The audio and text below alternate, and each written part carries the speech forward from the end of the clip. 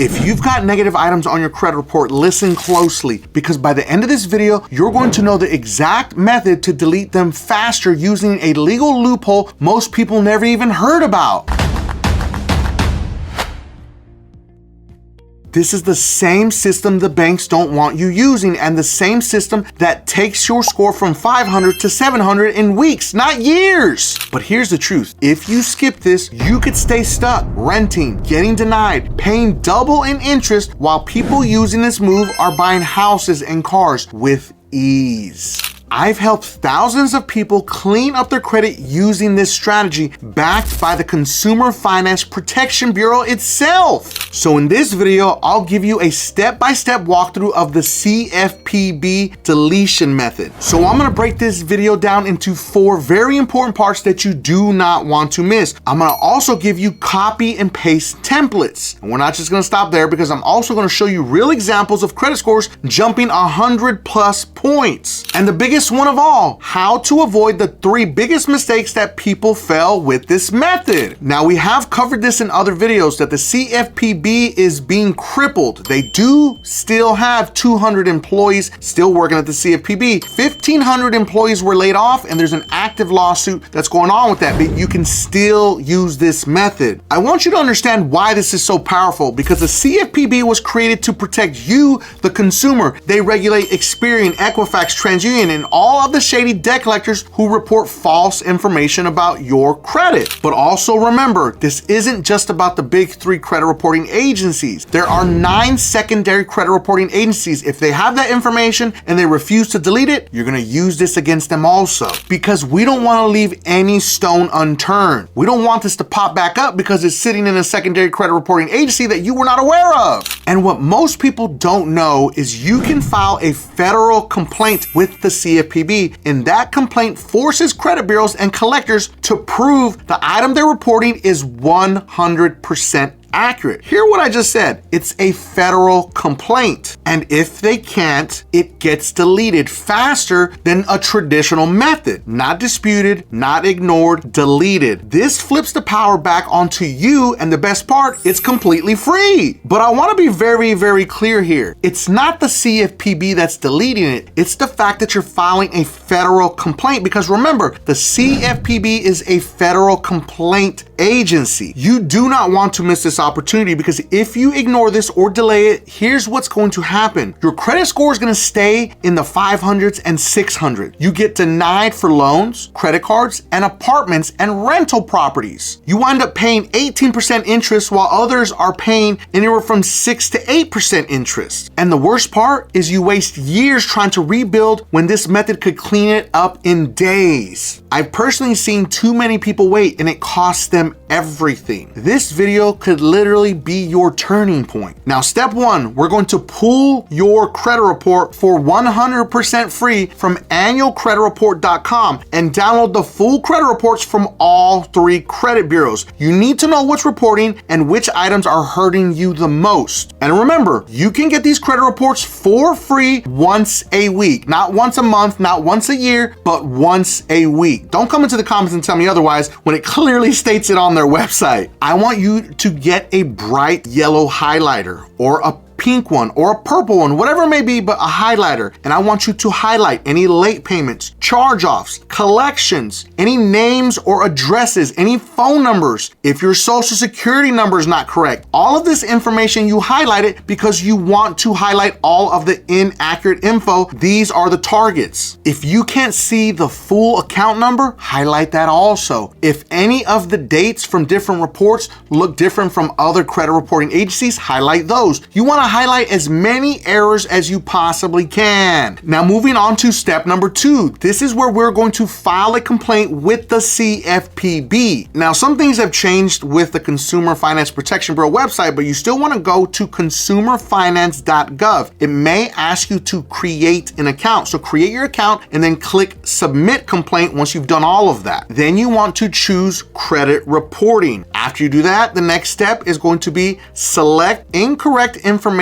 on credit report. Now it's going to ask you to fill out all of your contact info and describe the issue. Remember, you want to describe this very clearly. And then my favorite part is you're going to be able to upload supporting docs, meaning ID, proof of address, all of your letters that you sent, any information that you have, including your credit report with all of the highlighted things we talked about earlier, the target errors. And then you're going to hit the submit button and let the 15-day countdown begin, because they have 15 days to respond. Remember that. This isn't normal disputing, because we're not disputing through the CFPB. We're filing a complaint through the CFPB. And so the CFPB is going to send this complaint to the creditor, to the debt collector, to whoever it may be, to the credit reporting agency. And then they have 15 days to respond. I want to give a special shout out to all my beasters out there that are working hard to fix their credit using DisputeBeast, the most advanced AI credit repair software ever created that comes with the 110% money back guarantee. But specifically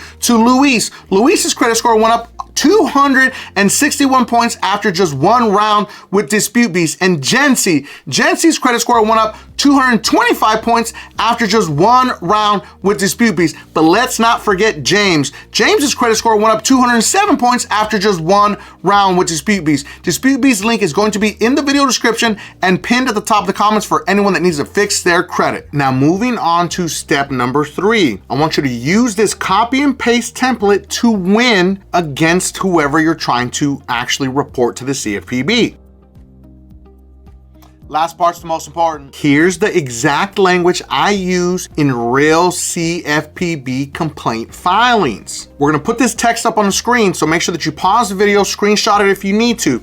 I found an inaccurate negative item on my credit report. I contacted the furnisher, creditor, debt collector, or credit reporting agency, you change it to whatever you need, received no verifiable response, and I am requesting a full investigation under the Fair Credit Reporting Act, the FCRA. Please remove this unverifiable item. Clean, legal, and powerful. Just simple as can be. You don't have to put any legal jargon in there. None of that is necessary, except for just pointing out the FCRA. So what happens after you file? The furnisher, whether that's a debt collector or a credit bureau or the actual direct creditor, has to respond with proof. Not just we verified it. I'm talking about documentation. But what happens if they fail to do this? That's the biggest question, right? Well, if they fail to do this, the item gets deleted, your score goes up, which is huge. That's exactly what we want. And they can't reinsert it without notifying you in writing. Now, understand the writing can come in email, so you always want to set any type of responses from the credit bureaus in your email notifications box as priority. So you see it come to the very top and it doesn't go to your spam mail. So always constantly check. What I do is I'll go into my email, I'll type in Experian, TransUnion, or Equifax to see if there's anything that's hidden that I missed. Now, one of the biggest things that a lot of people don't cover about this method is you don't just want to do one round. You want to dispute with the credit reporting agencies, the debt collector, the creditors, whoever it may be. And when they don't respond or when they don't take action and they just send you, oh, it was verified, that's when you take action and you file the complaint. Don't jump to the gun and think that you can skip the process of disputing, because no, that's not how it works. This is where 99.9% of the people fail. And they say, this doesn't work.